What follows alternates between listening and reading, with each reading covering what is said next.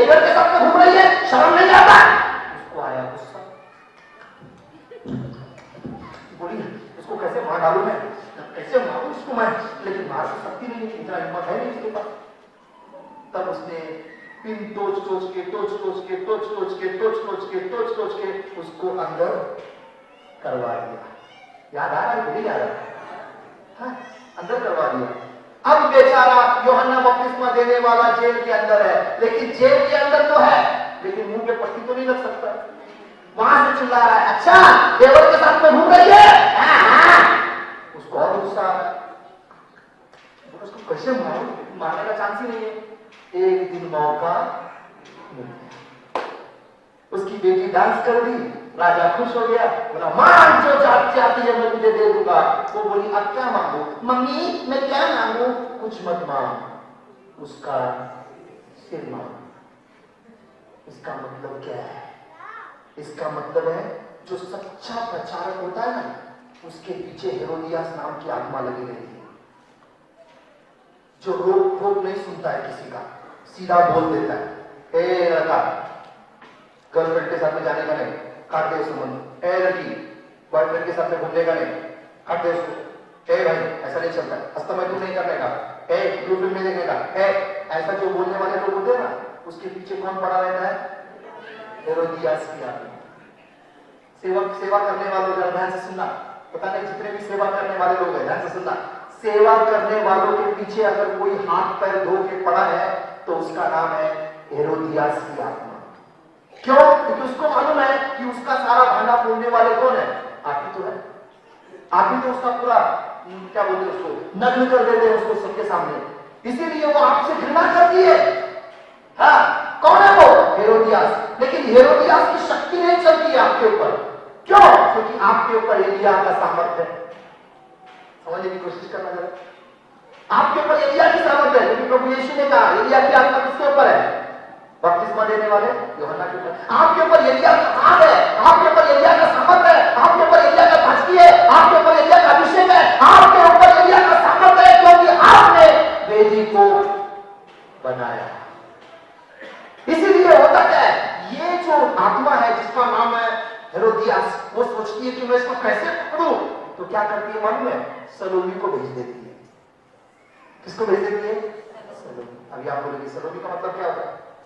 सलोमी का मतलब होता है भैया ये आदमी तलवार से काटा नहीं जा सकता, कम से कम पिन से चुबाया तो जा सकता है। और आपको नहीं समझ में आया बताता, मैं खुद इसको नहीं मार सकती हूं, लेकिन सलोमी को तो भेज सकती हूं। सलोमी यानी क्या होता है? सलोमी यानी होता है छोटे छोटे लड़कियां, कुछ छोटे छोटे जवान लड़कियां आते हैं, बोलते अंकल अंकल अंकल। कुछ जवान जवान लड़के आते हैं, आंटी आंटी आंटी से जब मिलते हैं तो अंदर घंटी बज जाती है। हाँ, ऐसा हुआ, इसलिए बोल रहा हूं, ध्यान से सुना। छोटे छोटे लड़के जिसको बोलते हैं जवान, टीनेजर्स, जवान लड़के और लड़कियां, ये तुमको खींच लेंगे। एक बहुत अभिषिक्त लड़के के बारे में मैं जानता हूं, आपको बताना चाहता हूं। ऐसा अभिषेक था उसके पास, वो प्रार्थना करता था, चलता है वो भविष्यवाणी, ऐसे मुंह के ऊपर भविष्यवाणी करता था, भविष्यवाणी। हुआ क्या? एक दिन होल नाइट प्रेयर खत्म हो गया, चर्च के लोग जाने वाले थे, बोले चलो इतना सुबह सुबह कहां जाएंगे, थोड़ा ऐसे ही हॉल में सो जाएंगे, तो सब लोग सो गए। अब ये जवान लड़का ये भी ऐसे ही सो गया, इसके बगल में आंटी सोई थी। अब आंटी को जब इसका हाथ लगा तो अंदर से घंटी बज गई और दोनों साथ में मिलकर वे विचार करने लगे। अब इस लड़के की जो उम्र है वो उसका एक बेटा ही है उसका उम्र का, और ये उसके साथ में सेक्स कर रहा है। सत्यानाश। इसका मतलब छोटे छोटे लड़के और लड़कियां ये सलोनी बन सकते हैं, ट्रैक बन सकते हैं। भैया मेरी आवाज सुनने वाले बच के रहना, बच के रहना, चाहे वो छोटा हो या बड़ा हो। जो भी हो डिस्टेंस जरूर रखना, दूरी रखना। हाँ, ये हमारे चर्च की लड़की है नहीं, चर्च की लड़की है तो ऐसे है, ठीक, ज्यादा से ज्यादा जय मसीह, उससे ज्यादा नजदीक है। समझ जाना भैया, नहीं तो काम करने लगेगा कौन? हेरोदियास। एनीवे, मेरे पास टाइम कम है, आपको समझ में आ गया होगा, ज्यादा नहीं बोलना चाहता हूँ, आगे बढ़िए। आगे वेदी का नाम है योआश की वेदी। मिलेगा दूसरा इतिहास का किताब 24वां अध्याय उसके 21 से 23 वचन तक। दूसरा इतिहास 24 अध्याय 21 से 23, जहां पर लिखा हुआ है योआश की कहानी। अभी आप बोलेंगे योआश क्या होता है? यही एक ऐसा राजा था पूरे हिस्ट्री में जो सबसे छोटे उम्र में राजा बनाया गया था। हेलो, इसकी उम्र थी 7 साल। ये जब 7 साल का था तब राजा बन गया। अब जरा से सोचिए ना, यहां देखिए 7 साल का लड़का राजा है, उसके बगल में जो खड़े हैं सेना, वो 7 फीट वाले लोग हैं। वो बोलता है मुझे पानी ला के दो सर, पानी ला के दो। बोलते हाँ सर, क्या चाहिए? पानी, पानी ले जाओ। हाँ सर, क्या चाहिए? ले जाओ। हाँ सर, क्या चाहिए? दूध, दूध ले जाओ। हाँ सर, अच्छा सर, ऑमलेट ले जाओ। ये 7 फीट वाले और वो है 7 साल का बच्चा। कहानी कुछ ऐसी अजीब अजीब है, लेकिन ये राजा, इसको राजा बनाया गया। इसकी कहानी बहुत बड़ी है। जब अथालिया, याद आता है अथालिया? अथालिया जब बच्चों को मार रही थी, उस समय में उसकी बुआ ने उसको चुरा के लेके आ गई। उसकी बुआ उसको चुरा के भाग गई। कौन है वो? योआश। योआश को उसकी बुआ चुरा के लेके गई, मंदिर के अंदर पर्दे के पीछे छुपा दी जब वो 1 साल का बच्चा था। योआश 1 साल का बच्चा था, मंदिर में पर्दे के पीछे दरवाजे के अंदर लॉक करके एक स्त्री को अंदर भेजा गया, उसको दूध पिलाने के लिए बोतल से, और वो अंदर ही उसको छुपा के 6 साल तक संभाल के बड़ा की। बाइबल की कहानी है। 6 साल तक उसको मंदिर के अंदर छुपा के बड़ा की। क्यों? क्योंकि 6 साल तक राज्य कौन कर रहा था? अथालिया। अथालिया का दूसरा नाम याद है ना आपको? चुड़ैल। राज्य कर रही। उस चुड़ैल से बचाने के लिए उसके मामा ने उसको संभाला। उसके बुआ और उसका पति दोनों संभाल के उसको बड़ा किए। जब वो 7 साल का हो गया तो उसको राजा बनाया और अथालिया को मार दिया। अथालिया को मार डाला, इसको राजा बनाया। लेकिन जब ये राजा बन गया, जब ये जवान हो गया, तब इसके अंदर अनग्रेटफुलनेस, अनग्रेटफुलनेस, अनग्रेटफुलनेस, हिंदी में कैसे बोलेंगे? कोई मुझे मदद करता है तो मैं उसका एहसान फरामोश, एहसान फरामोश। ये जो आदमी था ना, जब ये जवान हो गया, जब ये राजा बन गया, बड़ा आदमी बन गया, उसका मामा मर गया, उसका बेटा जब जकराया नाम का वो भविष्यवक्ता, वो जब महायाजक बन गया, इसने उसके ऊपर दया नहीं किया। उसके बुआ का बेटे को उसने मंदिर के अंदर मार डाला। 6 साल तक मंदिर के अंदर इस बच्चे को, जो 1 साल का था, 6 साल तक संभाल कर उसको बचाया गया मंदिर के अंदर, और इसने अपने ही बुआ के बेटे को मंदिर के अंदर ही मार डाला। कैसा ऐसा फरामोश आदमी था वो?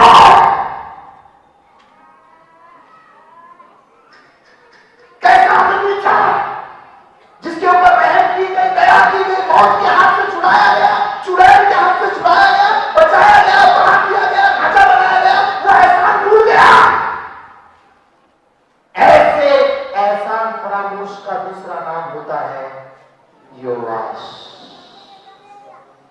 योआश। अगर आज आपके जिंदगी में किसी ने आपके ऊपर एहसान किया है और आप उसके एहसान को भूल गए, तो आपके ऊपर मौत की आत्मा काम करेगी, आपको खा जाएगी, क्योंकि आपका दूसरा नाम बन जाएगा योआश। योआश सबसे गया गुजरा एहसान फरामोश है, ऐसा बाइबल बताती है। मैंने पढ़िए ना, नीति वचन 17-13 पढ़िए। नीति वचन उसका 17 अध्याय 13 वचन पढ़िए ना, बहुत सुंदर लिखा है, बहुत सुंदर लिखा है, पढ़िए। हाँ जी, 17-13। हाँ,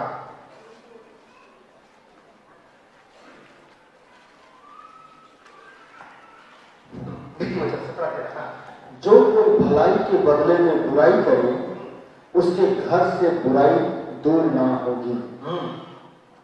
समझा? जो भलाई के बदले में बुराई करेगा उसके घर से कभी बुराई दूर नहीं होगी। आप लाख कोशिश कीजिए, आपकी जिंदगी में भलाई नहीं होगी। क्यों? क्योंकि तुमने किसी का क्या किया? एक व्यक्ति है हमारे पहचान के, बुजुर्ग है, मेरे पास आया, हम लोगों से मिला, बहुत खुश हुआ, अपनी कहानी बताने लगा। क्या कहानी बताया? जब वो जवान था, उसकी पत्नी जवान थी, उसके नन्हे मुन्ने 2-3-4 बच्चे थे, अच्छा घर चल रहा था, तो उनके बगल में एक जवान लड़का आया, टीनेजर, छोटा वाला, बोलने लगा, सर मुझे रहने के लिए जगह नहीं है। तो इसको उसके ऊपर दया आई, तो बोला, ठीक है बेटा, कोई बात नहीं है, हमारे घर में रहिए। कुछ दिन उसके घर में रहने लगा, ऐसे ही समय बीतता चला गया, लड़का थोड़ा बड़ा हो गया। अब ये आदमी काम पर चला गया, बहुत अच्छा लड़का है, मेरे घर में काम करता है, मदद करता है, बहुत अच्छा लड़का है, ऐसा बोल के जब घर में काम पे गया, काम से लौट के आके देखा तो पत्नी गायब। पत्नी कहां चली गई?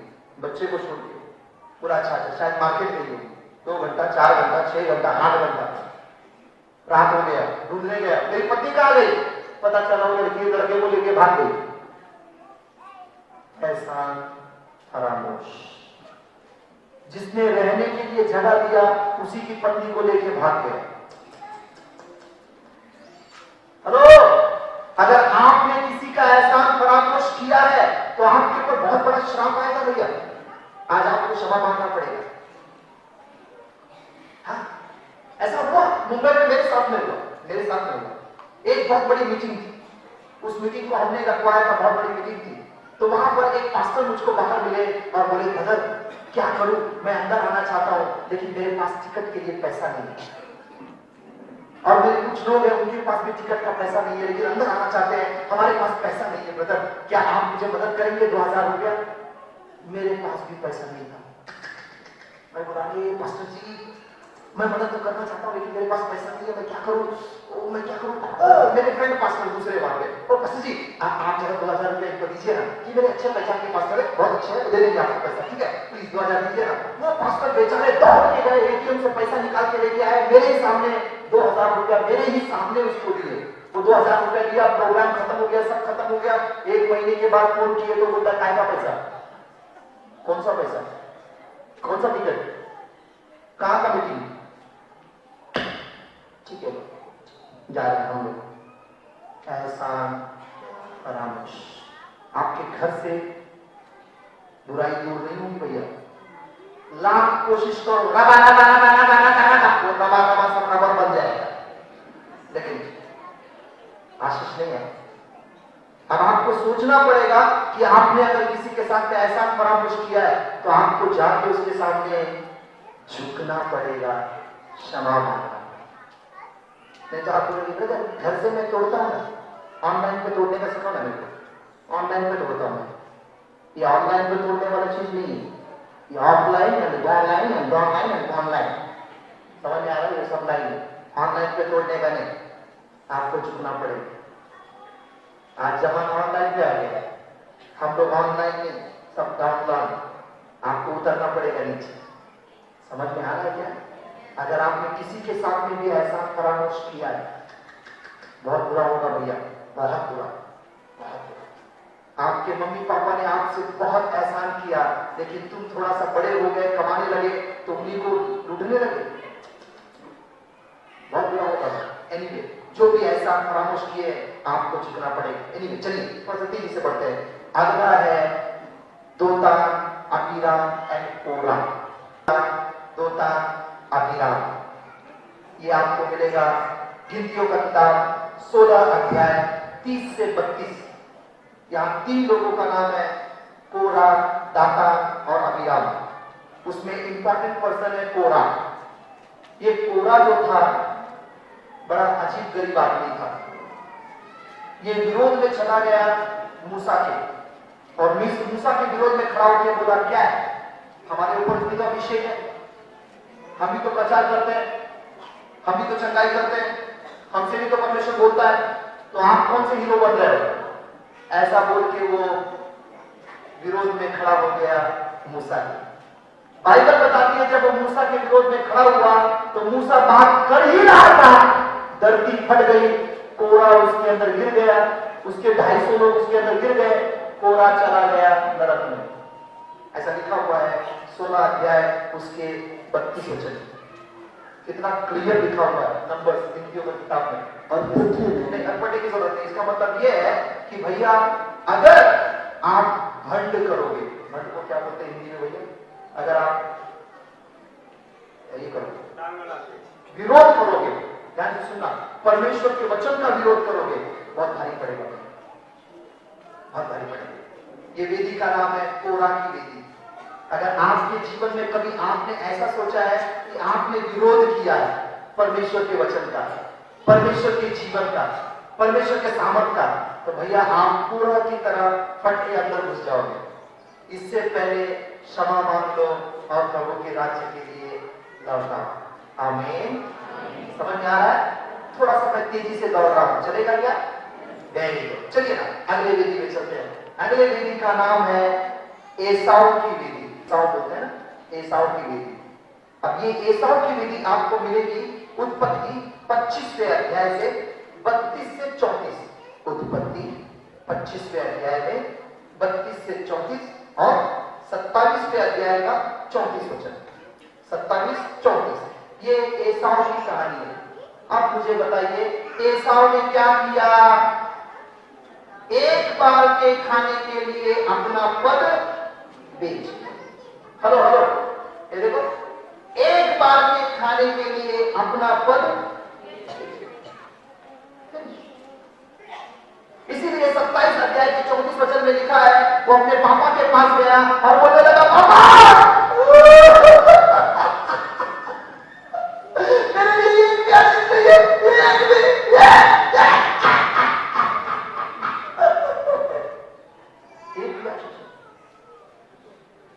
रो रहा है, चिल्ला रहा है, चीख रहा है। उसका पापा कम से कम इतना बोल दिया, अगर मैं हिसाब होता, मैं सच बोल रहा हूं, अगर मैं हिसाब होता तो मैं बोलता गॉड ब्लेस यू, क्या बेटा खुश हो जाए, कम से कम इतना बोलने में जाता हूं। उसका बाप बोलता है कि मेरे पास आशीष नाम का चीज नहीं, सब दे दिया मैंने। बाप रे क्या चीज है, गॉड ब्लेस यू, ये भी नहीं है, सब दे दिया उसको, तेरे पास तेरे लिए कुछ है ही नहीं। रो रहा है, चिल्ला रहा है,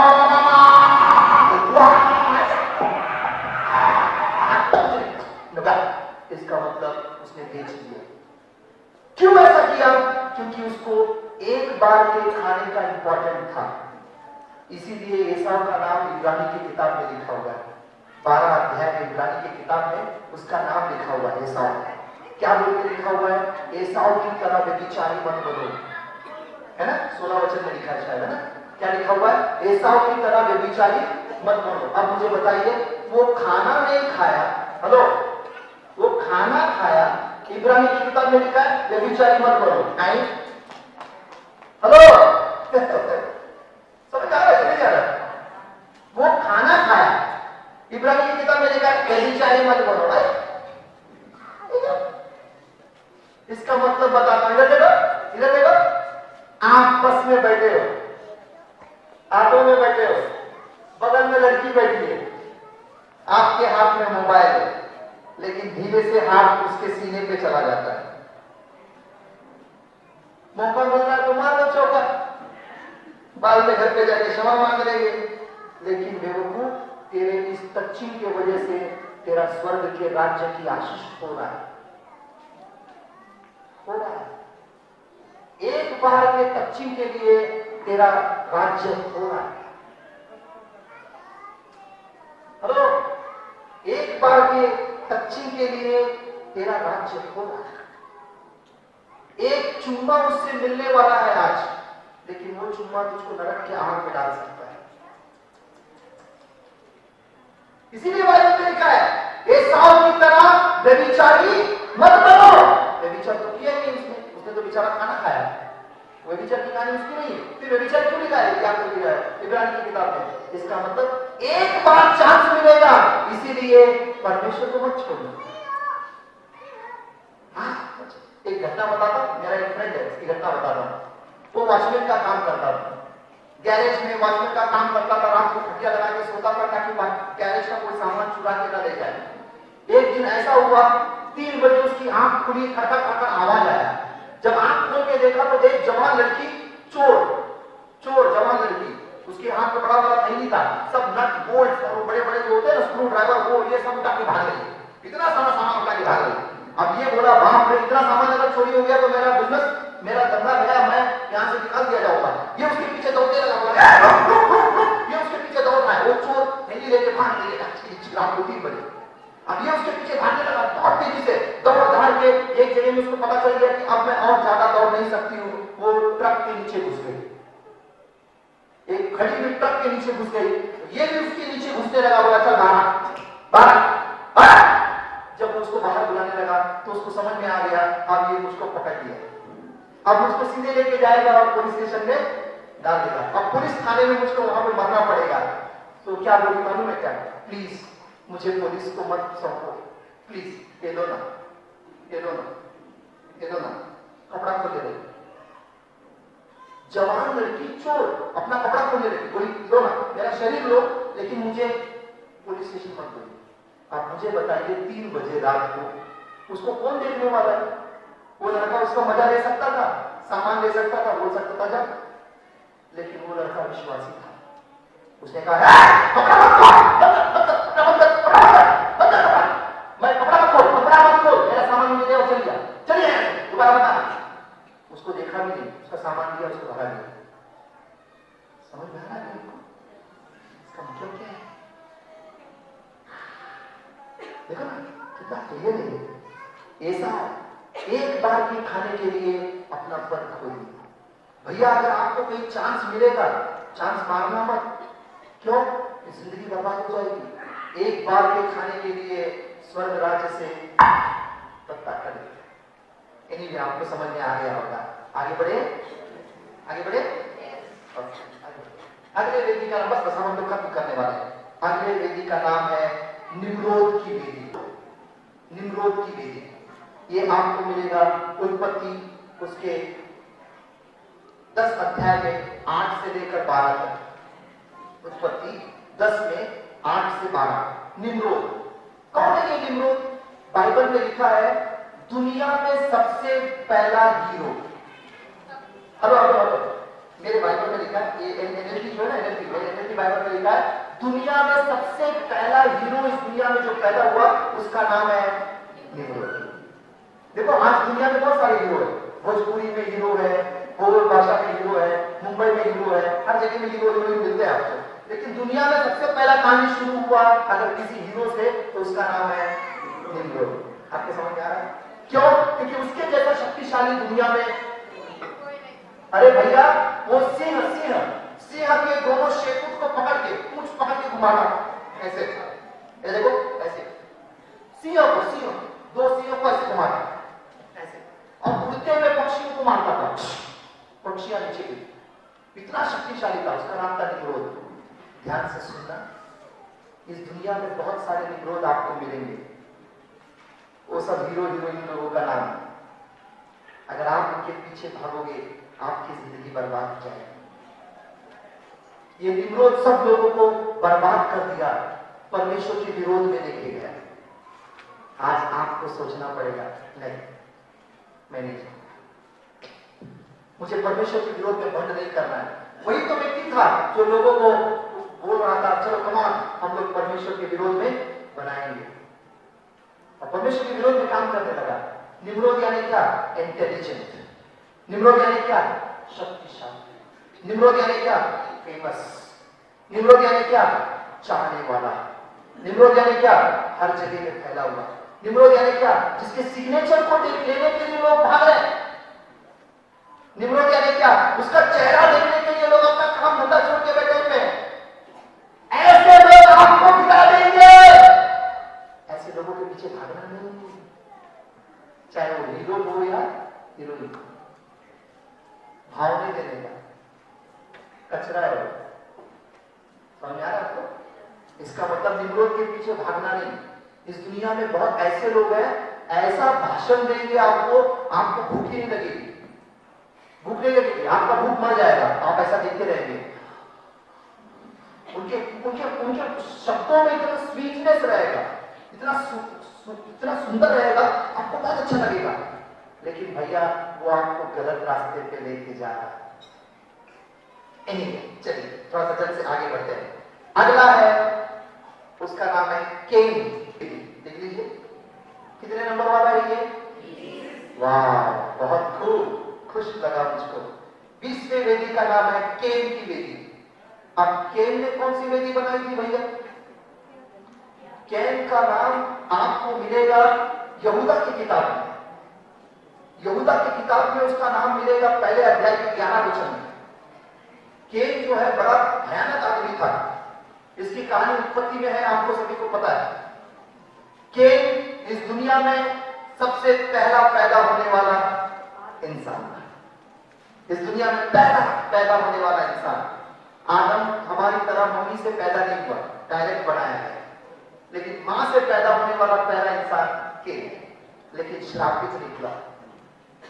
कैसे, क्या किया उसने? उसके बारे में बाइबल में लिखा है कि उसने विश्वास नहीं किया। उसके पापा ने उसको बोला, कमान हम लोग वेदी बनाएंगे, परमेश्वर को हम लोग उसको महिमा देंगे। वो बोला, जो मेरे पास है वो मैं देगा, मेरे पास मेमना नहीं है, मैं मेमना नहीं देगा। अरे भाई, तुम अपना सब्जी अपने भाई को दे सकते हो, वो तुमको मेमना देगा, तुम अपना मेमना चढ़ाओ। तो उसको विश्वास नहीं था। वो बोला, it's alright, whatever I have I will give, if he wants to take let him take, if he doesn't want to take let him not, I will do what I want to. उसके अंदर विश्वास नहीं था। ध्यान से सुनना, अगर आपके अंदर विश्वास नहीं है तो आप नष्ट हो जाओगे। ऐसा मैं नहीं बोल रहा हूं, बाइबल में लिखा है। यहूदा की किताब में पहले अध्याय में अगर 6 से आप नीचे पढ़ते चले जाओगे तो वहां पे लिखा है, अगर परमेश्वर जाति को बर्बाद कर सकता है अविश्वास के कारण, राष्ट्र को बर्बाद कर सकता है अविश्वास के कारण, स्वर्गदूतों को बर्बाद कर सकता है अविश्वास के कारण, तो फिर तुमको कैसे छोड़ेगा? इसीलिए 11 वचन में लिखा है, यहूदा की किताब पहला अध्याय 11 वचन में लिखा है, वहां पे क्लियर लिखा हुआ है, हाय है वो व्यक्ति जो कैन की सी चाल चले। पढ़िए पढ़िए, ऐसा ही लिखा है यहूदा की किताब के पहले अध्याय के, अध्याय तो उसमें है नहीं, उसके 11 वचन को पढ़िए, बहुत सुंदर लिखा है। उन पर हाय, उन पर हाय, क्योंकि वे कैन की सी चाल चले। बस, अगर तुम कैन की सी चाल चलोगे तो तुम पर हाय। अब तुम बोलोगे इसका मतलब क्या है? कैन यानी क्या? जिसके अंदर विश्वास। आप चर्च में आते हो, क्यों आते हो? मम्मी बोलती है तो आना पड़ेगा। क्या करूं, नहीं आऊंगा तो ये मेरी पत्नी है ना, सुबह से लेके किट करते रहेगी, चलो चलता हूं चर्च में। क्या करूं, पति जब जाता है तो चर्च में जाना पड़ता है ना, चलो कोई बात नहीं। अगर आप इसलिए आ रहे हो तो भैया देखा, उससे अच्छा घर पे तकिया लगा के सोए होते। और विश्वास अगर आपके अंदर है तो भैया बड़ा खतरनाक है। आज समझ लें, आपके अंदर विश्वास जगाना होगा। इसीलिए तो वो आदमी जो अपने बेटे को लेके आया था, बोलता है, प्रभु अगर आप अगर हो सकता है तो मेरे बच्चे को चंगा कीजिए ना। यीशु ने कहा, हो सकता है? ये क्या है? विश्वास करने वालों के लिए सब कुछ हो सकता है। क्या नाम है? क्लियर है? इसका मतलब हमारे अंदर विश्वास जगाना जरूरी है। आज आप निर्णय लेना कि मैं पीछे हटने वाला नहीं हूं, मैं विश्वास में चीर कर आगे बढ़ जाऊंगा। किसकी तरह? शद्रक, मेशक, अबेदनगो की तरह। हे राजा, हमारा परमेश्वर तेरे हाथ से हमको बचा सकता है, छुड़ा सकता है, आजाद कर सकता है। अगर वो ना भी बचाए तो हम उसकी ही आराधना करेंगे। अगर वो हमको नहीं छुड़ाएगा फिर भी हम उसकी आराधना करेंगे। हमको वो हाथ में भस्म कर देगा फिर भी हम उसके सामने झुकेंगे, लेकिन तेरे बनाए हुए मूर्ति के सामने नहीं झुकेंगे। वाह वाह वाह, क्या विश्वास। चलिए लास्ट वेदी बता के खत्म करना चाहता हूं, तैयार हो? लास्ट वेदी का नाम है वेदी देमास। देखो देमास, ये आपको मिलेगा 2 तिमोथी का किताब 4 अध्याय 10 वचन।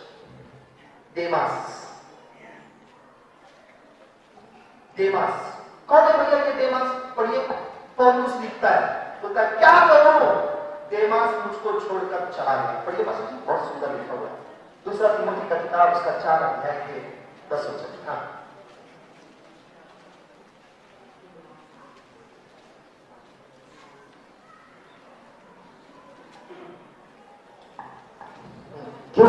देमास ने हाँ इस संसार को प्रिय जानकर हाँ मुझे छोड़ दिया। बस बस ये देखो, प्रभु यीशु के पीछे चलते चलते आपको दुनिया अच्छा लगने लगा। आप यीशु को छोड़ दिए, दुनिया के पीछे चले गए। उसको बोलते हैं बैक स्लाइडिंग, है ना? हिंदी में क्या बोलते हैं? पीछे हट जाना, बैक स्लाइडिंग। अगर आप पीछे हट रहे हो, समझ जाना तुमको कौन सी लेडी ने पकड़ लिया? देमास। देमास चला गया। पहले वो प्रभु की सेवा कर रहा था, किसके साथ में? पौलुस के साथ। मुझे बताइए, जब वो लोग चंगे हो रहे थे, पौलुस के चमत्कार हो रहा था पौलुस के द्वारा, देमास ने देखा कि नहीं देखा? देखा। जीवन बदल रहा था, यही इतना कठोर आदमी था, इसका ही जीवन बदल गया। देमास ने देखा कि नहीं देखा? बोलिए ना, सुना कि नहीं सुना? फिर भी भटक गए। आज बहुत सारे विश्वासी, सब कुछ मालूम है आपको, उन लोगों को सब कुछ मालूम है, लेकिन वो अगर आप भटक गए तो भैया तुम्हारा नाम है देमास। पढ़िए, 2-3 वचन पढ़ के मैं खत्म कर दूंगा। पढ़िए इब्रानी का किताब 6 अध्याय 4 से 6। पढ़िए, बहुत सुंदर लिखा हुआ इब्रानी का किताब, उसके 6 अध्याय 4 से 6। 6 का 4। हाँ, 6 4 से 6। हाँ, क्योंकि जिन्होंने एक बार ज्योति पाई, जिन्होंने एक बार ज्योति पाई और जो स्वर्गीय वरदान का स्वाद चख चुके स्वर्गीय हैं, वरदान का स्वाद चख चुके हैं, और पवित्र आत्मा के भागी हो और गए हैं, पवित्र आत्मा के सहभागी हो चुके हैं, और परमेश्वर के उत्तम वचन का, परमेश्वर के उत्तम वचन का और आने वाले युग की सामर्थ का और स्वाद आने वाले युग के सामर्थ का स्वाद चख चुके हैं। चख चुके हैं। यदि वे भटक जाएं, ऐसे लोग अगर भटक जाए तो क्या? ऐसे लोग, कैसे लोग? ऐसे कैसे लोग? ऐसे लोग जिनको सब कुछ मालूम है। ऐसे लोग अगर भटक जाए तो क्या होगा? पास्टर जी पढ़िए, क्या होगा उनका हाल? तो उन्हें मन फिराव के लिए फिर नया बनाना अनहोना है। फिनिश। नया बनाना अनहोना है। क्यों? क्योंकि आंखों से देखा, कान से सुना, सब किए, अब अपनी मनमानी करें।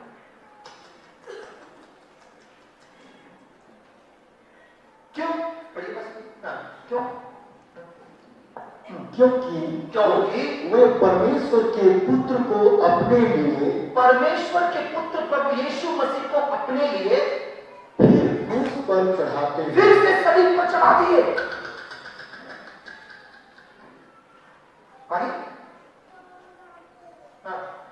और प्रकट में उस पर कलंक लगाते हैं। कलंक लगा देते हैं। अरे बाप रे!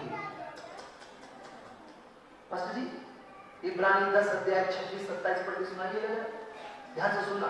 इब्रानी 10 26-27 क्या बोलता है? क्योंकि सच्चाई की पहचान प्राप्त करने के बाद, सच्चाई की पहचान प्राप्त करने के बाद, यदि हम जानबूझकर पाप करते, यदि हम जानबूझकर पाप करते रहे, हेलो,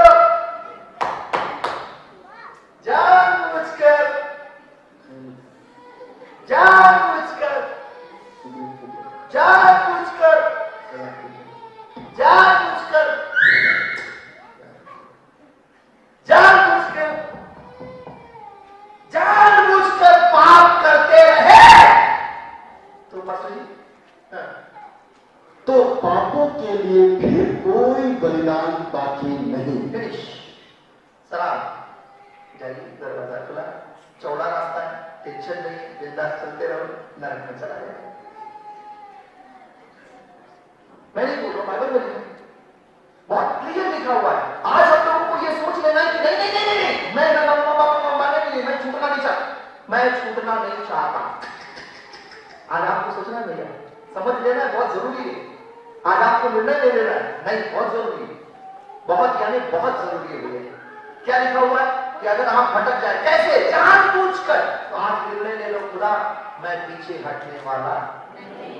चाहे समस्या आए, दुख आए, ज्यादा से ज्यादा क्या आएगा, मौत आए, उससे ज्यादा क्या है, लेकिन मैं आपको छोड़ना नहीं चाहता। आमीन। आज आपका निर्णय है। क्या ये सारे 21 वेदियां जो तुम्हारे विरोध में बनाए गए हैं, क्या इनको तुम सत्यानाश करने के लिए, चकनाचूर करने के लिए तैयार हो? जोर से बोलिए। अब समय आ गया प्रार्थना करने का, और यीशु के लहू के द्वारा हम लोग इन सारे वेदियों को चकनाचूर कर देंगे। चलिए अपने स्थान पर हम लोग खड़े हो जाते हैं। बड़ा प्रमुख प्रार्थना है ये, प्रार्थना बड़ा प्रमुख प्रार्थना है। अभी हम लोग सारे वेदियों को तोड़ने वाले हैं और आशीषों के वेदियों को बनाने वाले हैं। ये वेदी को बनाने के लिए और वेदी को तोड़ने के लिए चलिए हम अपने स्थान पर खड़े हो जाते हैं। अब अपने स्थान पर हम लोग खड़े हो जाएंगे और इन वेदियों को हम लोग तोड़ेंगे। बड़ा इंपॉर्टेंट है भाई, बड़ा इंपॉर्टेंट है। कुछ समय का प्रार्थना है लेकिन बहुत इंपॉर्टेंट है। अपनी जगह पे खड़े हो जाइए सभी लोग।